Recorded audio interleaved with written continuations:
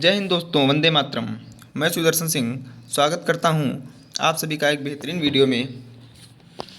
जैसा कि मैंने आप लोगों को बताया था कि मैं यूपी ट्रिपल एससी पेट की कक्षाएं शुरू की थी, जिसमें भारतीय इतिहास की कक्षाएं मैंने चालू की थी और अभी तक 4 वीडियो हो गई थी। और इसी क्रम में आगे बढ़ते हुए आज हम भारतीय इतिहास की 5वीं क्लास लेकर के आए हैं, जो कि टॉपिक है बौद्ध धर्म। यूपी ट्रिपल सी पेट के लिए ये बहुत ही इंपॉर्टेंट क्लासेस हैं। 15 और 16 तारीख को जो एग्ज़ाम होना है, आप उन एग्ज़ाम में जाने से पहले हमारी सारी वीडियो देख लें। निश्चित रूप से आप लोगों को प्रश्न देखने को मिलेंगे। और अभी तक जो 4 क्लासेस हुई हैं, उन वीडियोज़ की लिंक मैं डिस्क्रिप्शन में डला दूंगा। आप उनको भी ज़रूर विजिट कीजिएगा, ज़रूर से देख लीजिएगा। सब 10-10, 12-12 मिनट की क्लासेस हैं, आप आराम से देख सकते हैं। बहुत ही आप लोगों को फ़ायदा मिलेगा। चलिए बौद्ध धर्म की क्लास स्टार्ट की जाए। देखिए, बौद्ध धर्म के संस्थापक गौतम बुद्ध थे। ये बहुत इंपॉर्टेंट क्वेश्चन है, याद रखिएगा कि बौद्ध धर्म के संस्थापक कौन थे? गौतम बुद्ध थे।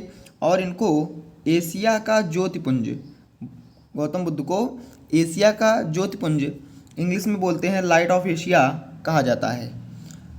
बौद्ध धर्म के संस्थापक जो गौतम बुद्ध थे, इनको एशिया का ज्योतिपुंज और इंग्लिश में बोलते हैं लाइट ऑफ एशिया कहा जाता है। इंपॉर्टेंट क्वेश्चन है, याद रखिएगा। आगे देखते हैं। गौतम बुद्ध का जन्म 563 ईसा पूर्व। गौतम बुद्ध का जन्म कब हुआ? 563 ईसा पूर्व। कहाँ पर? कपिलवस्तु के लुम्बिनी नामक स्थान पर इनका जन्म हुआ था। ये दोनों इंपॉर्टेंट क्वेश्चंस हैं, इनको जरूर आप याद रखिएगा, आपको परीक्षा में देखने को मिलेंगे। गौतम बुद्ध का जन्म कहाँ हुआ था? कपिलवस्तु के लुम्बिनी नामक स्थान पर 563 ईसा पूर्व। चलिए आगे देखेंगे। इनके पिता शुद्धोधन, ये टाइपिंग मिस्टेक है, शुद्धोधन इनके पिताजी का नाम था, जो कि शाक्यगढ़ के मुखिया थे। इनके पिता, जिनका नाम शुद्धोधन था, वो शाक्यगढ़ के मुखिया थे। और इनकी माता माया देवी थी। इनकी माता माया देवी थी और इनकी माता की मृत्यु, इनके जन्म के 7वें ही दिन इनकी माता की मृत्यु हो गई थी। आगे देखेंगे। गौतम बुद्ध के बचपन का नाम सिद्धार्थ था। ये भी याद रखिएगा, गौतम बुद्ध का नाम अक्सर परीक्षाओं में पूछा जाता है कि गौतम बुद्ध के बचपन का नाम क्या था। तो इनके बचपन का नाम सिद्धार्थ था। और इनका विवाह 16 वर्ष की अवस्था में यशोधरा नाम के एक स्त्री के साथ इनका विवाह हो गया। कितनी वर्ष की अवस्था में इनका विवाह हो गया? 16 वर्ष की अवस्था में। और इनकी पत्नी का नाम क्या था? यशोधरा। और इनके एक पुत्र भी हुआ जिसका नाम राहुल था। जिसका नाम क्या था? राहुल था। इनके एक पुत्र भी हुआ जिसका नाम राहुल था। चलिए आगे देखेंगे। सांसारिक समस्याओं से व्यथित होकर 29 वर्ष की उम्र में गृह त्याग कर दिया, जिसे बौद्ध धर्म में महाअभिनिष्क्रमण कहा जाता है। ये याद रखिएगा कि जो गृह त्याग किया गौतम बुद्ध ने, उसे बौद्ध धर्म में क्या कहा जाता है? महाअभिनिष्क्रमण कहा जाता है। ये परीक्षाओं में पूछा जा सकता है, याद रखिएगा आप कि 29 वर्ष की अवस्था में इन्होंने गृह त्याग किया, जिसे बौद्ध धर्म में महाअभिनिष्क्रमण कहा जाता है। अगला क्वेश्चन देखिएगा। गृह त्याग के बाद बुद्ध ने वैशाली के आलार कलाम से सांख्य दर्शन की शिक्षा ग्रहण की। ये भी इम्पोर्टेंट है, याद रखिएगा कि गृह त्याग के बाद गौतम बुद्ध ने सांख्य दर्शन की शिक्षा आलार कलाम नाम के गुरु से ली। कहाँ पर ली? वैशाली में। वैशाली में इन्होंने सांख्य दर्शन की शिक्षा आलार कलाम से ली। आगे देखेंगे। 35 वर्ष की अवस्था में, ये अवस्था गलत लिख गया है, 35 वर्ष की अवस्था में वैशाख की पूर्णिमा की रात निरंजना नदी के किनारे पीपल वृक्ष के नीचे सिद्धार्थ को ज्ञान प्राप्त हुआ। ये काफ़ी बार पूछा जाता है कि सिद्धार्थ को ज्ञान कहाँ प्राप्त हुआ? तो पीपल वृक्ष के नीचे निरंजना नदी के किनारे वैशाख की पूर्णिमा की रात को तब इनकी उम्र कितनी थी? 35 वर्ष की उम्र थी। तो ये सारे क्वेश्चंस आप लोग याद रखिएगा। आगे देखते हैं। अगला क्वेश्चन है, ज्ञान प्राप्ति के बाद सिद्धार्थ बुद्ध कहलाए। पहले इनका नाम, बचपन का नाम इनका सिद्धार्थ था, मैंने बताया पीछे आप लोगों को। जब इनको ज्ञान प्राप्त हो गया तब ये बुद्ध कहे जाने लगे, और जिस स्थान पर इन्हें ज्ञान प्राप्त हुआ उस स्थान को बोध गया कहा जाने लगा। ये भी प्रश्न बहुत पूछा जाता है कि जहाँ पर गौतम बुद्ध को ज्ञान प्राप्त हुआ था उस स्थान को क्या कहते हैं? तो याद रखिएगा, बोध गया। बोध गया में गौतम बुद्ध को ज्ञान प्राप्त हुआ। याद रखिएगा, ये क्वेश्चन आप अच्छे से याद करिएगा। आगे देखते हैं। ये क्वेश्चन अगले इस पेज में सारे क्वेश्चंस वेरी इंपॉर्टेंट हैं, इनको आप ज़रूर याद रखिएगा। ये परीक्षा में क्वेश्चन आपके देखने को मिलेंगे। अगला क्वेश्चन है, बुद्ध ने अपना पहला उपदेश सारनाथ में दिया। ये क्वेश्चन बहुत इंपॉर्टेंट है, मोस्ट इम्पॉर्टेंट। ये बहुत जो है परीक्षाओं में देखने को मिलता है कि बुद्ध ने अपना पहला उपदेश किस स्थान पर दिया?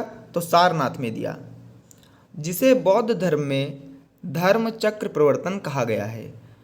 और जो इन्होंने पहला अपना उपदेश जो सारनाथ में दिया, इस घटना को बौद्ध धर्म में क्या कहा जाता है? धर्म चक्र प्रवर्तन कहा जाता है। आगे देखेंगे, बुद्ध ने सर्वाधिक उपदेश कौशल देश की राजधानी श्रावस्ती में दिए। ये क्वेश्चन भी आप याद रखिएगा कि पहला उपदेश बुद्ध ने कहाँ दिया? सारनाथ में। और अगर पूछे कि बुद्ध ने सर्वाधिक उपदेश कहाँ दिए, तो कौशल देश की राजधानी श्रावस्ती में इन्होंने अपना पहला उपदेश दिया। आगे देखेंगे, बुद्ध की मृत्यु 80 वर्ष की अवस्था में, कितनी वर्ष की अवस्था में बुद्ध की मृत्यु हुई? 80 वर्ष की अवस्था में। कहाँ पर उनकी मृत्यु हुई?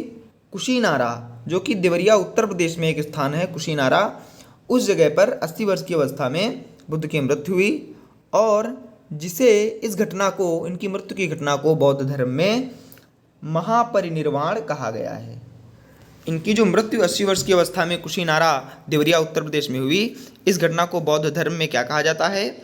महापरिनिर्वाण कहा गया है। आगे देखेंगे, बौद्ध धर्म के बारे में विशद ज्ञान हमें त्रिपिटक कौन कौन से हैं? विनय पिटक, सूत्र पिटक और अभिधम्म पिटक से मिलती है।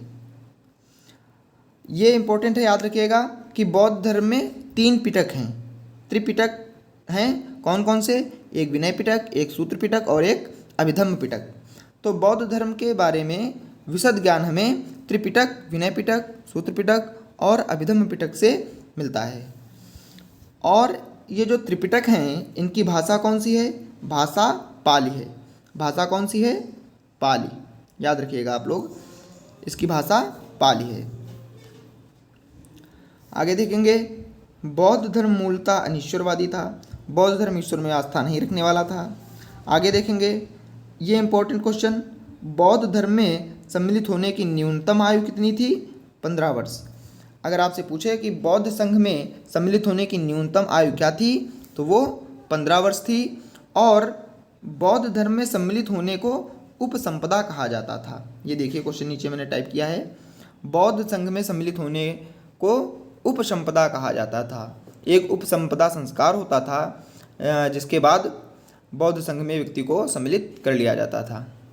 आई होप आप लोगों को बात समझ में आ रही होगी। अगर वीडियो अच्छी लग रही हो तो वीडियो को ज़रूर से लाइक करें, अपने दोस्तों को शेयर करें और हमारे channel Darshan classes with Shiv को ज़रूर सब्सक्राइब कर लें ताकि कोई भी वीडियो आप मिस ना करें। आपके आने वाले एग्ज़ाम्स के लिए बहुत ही अच्छी तैयारी यहाँ पर कराई जाएगी। सिलेक्टेड क्वेश्चंस दिए जाएंगे, आप लोगों को उन क्वेश्चंस को ध्यान से देखना है, नोट्स बना लेने हैं। ज़रूर आपको आपकी परीक्षा में हेल्प मिलेगी और बहुत सारे क्वेश्चंस आपको देखने को मिलेंगे। चलिए वीडियो में आगे बढ़ते हैं, देखते हैं। बौद्ध धर्म के त्रिरत्न हैं। अब बौद्ध धर्म में त्रिरत्न हैं, कौन कौन से? बुद्ध, धम्म और संघ। वेरी इंपॉर्टेंट क्वेश्चंस है, बहुत परीक्षाओं में पूछा गया है, तो याद रखिएगा कि बौद्ध धर्म के त्रिरत्न कौन कौन से हैं? बुद्ध, धम्म और संघ। ये बौद्ध धर्म के त्रिरत्न हैं। आगे देखेंगे, बौद्ध धर्म का सबसे पवित्र त्यौहार। बौद्ध धर्म का सबसे पवित्र त्यौहार कौन सा है? वैशाख पूर्णिमा, जिसे बुद्ध पूर्णिमा के नाम से भी जाना जाता है। बौद्ध धर्म का सबसे पवित्र त्यौहार कौन सा है? वैशाख पूर्णिमा। इसे बुद्ध पूर्णिमा के नाम से भी जाना जाता है, क्योंकि इसी दिन गौतम बुद्ध का जन्म हुआ था। इसीलिए इस दिन को, वैशाख पूर्णिमा को, बुद्ध पूर्णिमा के नाम से भी जाना जाता है और ये बौद्ध धर्म का सबसे पवित्र त्यौहार भी माना जाता है। आगे देखते हैं।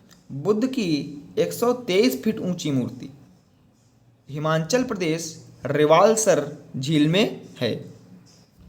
तो बुद्ध की 123 फीट ऊंची मूर्ति कहाँ पर है? हिमाचल प्रदेश के रिवालसर झील में स्थित है।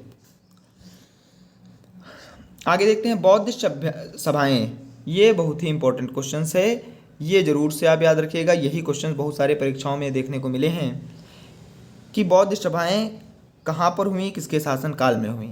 एक सारणी बनाई है, इसको आप ध्यान से देखिएगा कि पहली बौद्ध सभा किस जगह पर हुई? राजगृह में, राजगृह नामक स्थान पर पहली बौद्ध सभा हुई। शासन किसके शासनकाल में हुई? तो अजातशत्रु के शासनकाल में पहली बौद्ध सभा हुई। याद रखिएगा, प्रथम बौद्ध सभा राजगृह नामक स्थान पर अजातशत्रु के शासनकाल में हुई। द्वितीय बौद्ध सभा वैशाली नामक स्थान पर हुई और शासन किसका था? कालाशोक का शासन था। किसके शासनकाल में द्वितीय बौद्ध सभा हुई? कालाशोक के शासनकाल में। आगे देखेंगे। तृतीय बौद्ध सभा कहाँ पर हुई? पाटलिपुत्र नामक स्थान पर हुई और शासन किसका था? अशोक का। तो तृतीय बौद्ध सभा जो कि पाटलिपुत्र में हुई, किसके शासनकाल में हुई? अशोक के शासनकाल में हुई। चतुर्थ बौद्ध सभा कुंडलवन नामक स्थान पर कनिष्क के शासनकाल में हुई। ये भी याद रखिएगा, ये चारों सभाएं आप जरूर याद रखिएगा, मोस्ट इंपॉर्टेंट हैं, आपकी परीक्षा में जरूर से देखने को मिल सकती हैं, तो ध्यान दीजिएगा थोड़ा इन पर। बौद्ध सभाएं कितनी हुई? 4 बौद्ध सभाएं हुई। कहाँ कहाँ हुई? पहली राजगृह में हुई, राजगृह नामक स्थान पर, किसके शासनकाल में? अजातशत्रु के शासनकाल में। द्वितीय बौद्ध सभा वैशाली नामक स्थान पर हुई, कालाशोक के शासनकाल में। तृतीय बौद्ध सभा पाटलिपुत्र नामक स्थान पर हुई, अशोक के शासनकाल में। चतुर्थ बौद्ध सभा कुंडलवन में हुई, कनिष्क के शासनकाल में हुई। आई होप आप लोगों को वीडियो अच्छी लगी होगी। अगर वीडियो अच्छी लगी हो तो लाइक करें, दोस्तों के पास ज़रूर शेयर करें और अपने सुझाव कमेंट बॉक्स में पोस्ट करें। हमारे channel Darshan classes with you को सब्सक्राइब करके बेल आइकन जरूर दबा लें ताकि इंपॉर्टेंट क्लासेस आपसे मिस ना होने पाएँ। और अंत में कहूँगा, अपने माता पिता, अन्नदाता और जवानों का सम्मान करें। जय हिंद। मिलते हैं अगली वीडियो में, तब तक के लिए टेक केयर, बाय बाय।